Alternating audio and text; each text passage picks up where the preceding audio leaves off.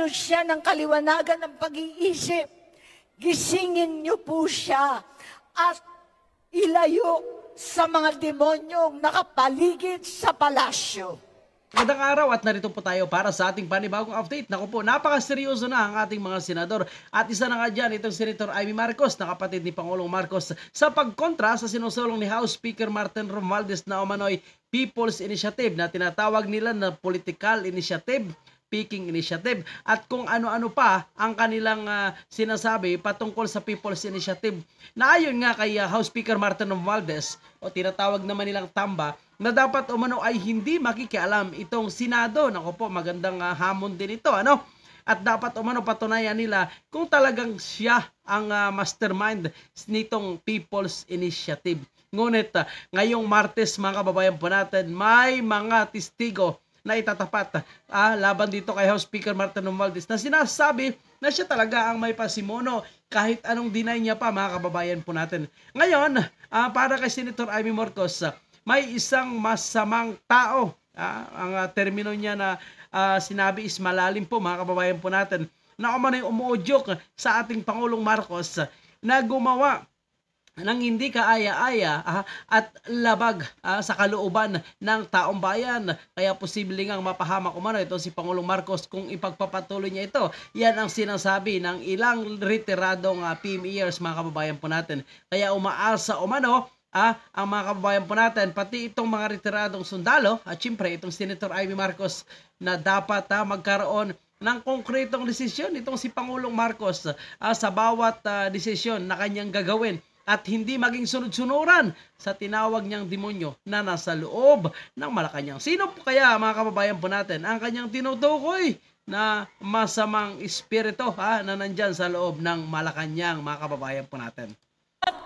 Sa ating pinakamamahal na Majority Leader, Joel Villanueva. At ang ating Bishop, pinagpipitagang minamahal na Brother Eddie Villanueva. Andito rin ang ating kabarkada, Norsagaray Mayor Merlin Hermar. At sa lahat ng mga pastor, kasama ng aking escort, Father Leo, ang ating brother, ang ating mga senador, andito po kami, si Joel, Pia, si Grace at ako, para makiisa sa JIL at manalangin sa ating Panginoon.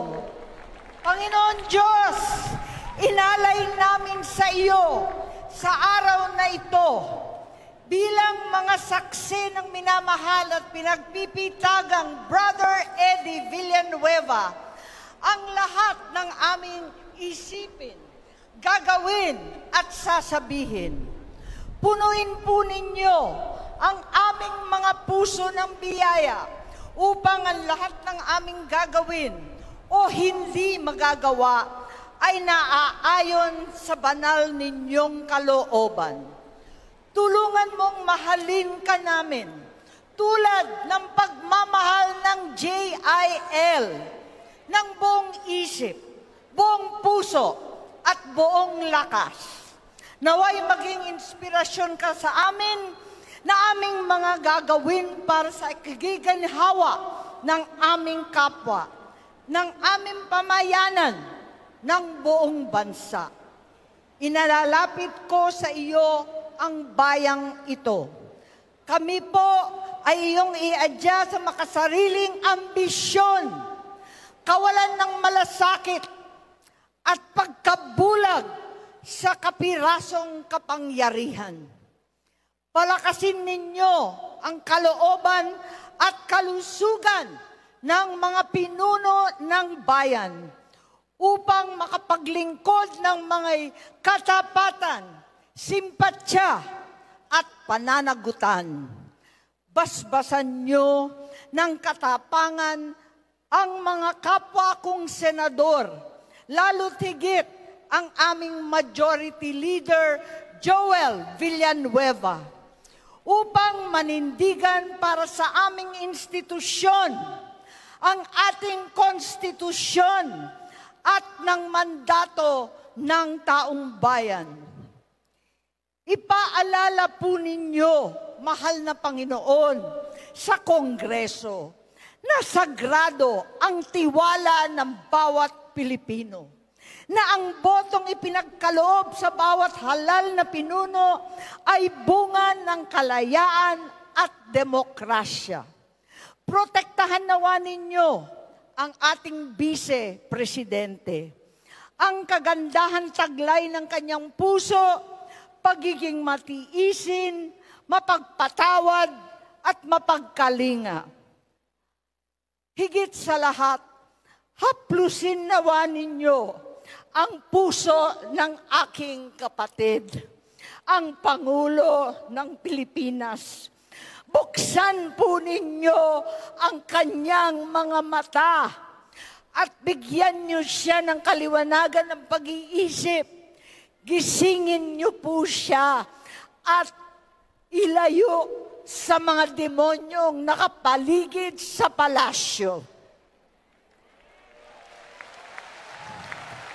Ipaalala ninyo sa kanya ang pangarap ng aming Ama para Naku po mga kababayan po natin, sino kayang demonyo na nasa loob ng Malacanang? Ito po ang isa sa palaisipan ngayon para sa ating mga kababayan. Sino ang tinutukoy ni Senator Amy Marcos na demonyo na nasa loob ng Malacanang? Naku po, parang may sasabog na bulkan sa mga darating na araw, mga kababayan po natin. Dahil itong sinasabi ni Senator Amy Marcos na demonyo na nasa loob ng Malacanang ay posibleng mapapangalanan na umano, mga kababayan po natin, sa susunod na mga araw. Sa ating bayan, maging gabay sana ang kasaysayang humubog sa aming pamilya. Napakinggan niya ang sumamo ng nakararami. Huwag bugyuin ang mga nagtiwala. Huwag sayangin ang pagkakataon. Huwag na huwag ipaubaya ang bayan sa mga sakim at uhaw sa posisyon. At sa araw ng panunungkulan, laging ihuli ang anuman pansarili. Bigyan niyo po ng lakas ng loob ang bawat Pilipinong hinahamon ng kasalukuyan. Manindigan para sa tama. Labanan ang puwersa ng mga mapanlinlang na umaabuso sa kawalang malay ng pamayanan dahil sa kakatawan ng katakawan sa kapangyarihan. Kami po ay lumililong, itinataas ang aming mga dalangin para sa mas makatotohanang pagbangon at pagkakaisa. Huwag niyo pong pabayaan ang pinakamahalaga kong kapatid, ang taong bayan. Bilang kami pong lahat ay mga anak ng bayan at higit sa lahat, anak ng Diyos. Tahanan ang bansang Pilipinas. Kaisa ng buong mundo sa pangarap ng kaunlaran at biyaya ng kapayapaan. Naku po mga kababayan po natin, napakalalim po ang mga binitawang salita at ang panalangin ni Senator Amy Marcos po, mga kababayan po natin. Ang sinasabi niya nga po dito ay ang demonyo na nasa loob ng Malacanang. Plus ang sinasabi niya na umano'y sakim sa kapangyarihan. So may nakikita na po tayo kung sino ang tinutukoy yung sakim sa kapangyarihan. At ito na nga ang purpose po ng kanilang pag-attend dito sa ginanap nitong GIL prayer casting ay itong para ipaalam sa mga miyembro nitong simbahan ng GIL na hindi sila pabor sa sinusulong ng House of Representatives na perma o itong People's Initiative nga, perma kapalit ng ayuda.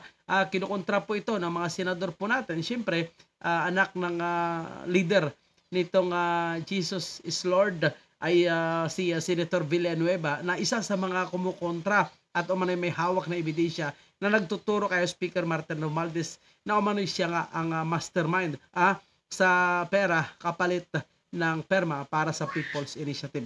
Ito po mga kababayan po natin ay makahulugan ang sinabi ni Senator Amy Marcos. Kaya abangan po natin itong matinding pasabog, posibleng pangalanan kung sino kanyang tinutukoy na nasa Malacanang at syempre ang kanyang tinutukoy na sakim sa kapangyarihan. Kayo po mga kababayan po natin, ano po ang inyong opinion, komento patungkol sa isyung ito? Huwag kalimutan mag-iwan dyan sa ating comment section at syempre abangan po natin mga kababayan itong gaganapin na prayer rally naman sa Davao at itong ngayong araw din po mga kababayan po natin itong kick-off rally ni Pangulong Marcos para sa umano'y mga achievement niya sa kanyang halos 2 taon at ang kanyang mga plano pa sa natitirang mahigit 4 na taon bilang Pangulo ng ating bansa. Huwag kalimutan mag-subscribe at mag-follow sa ating social media platform kung kayo po ay hindi pa nakasubscribe para lagi kayong updated sa mga update po natin mga kababayan. Maraming salamat po.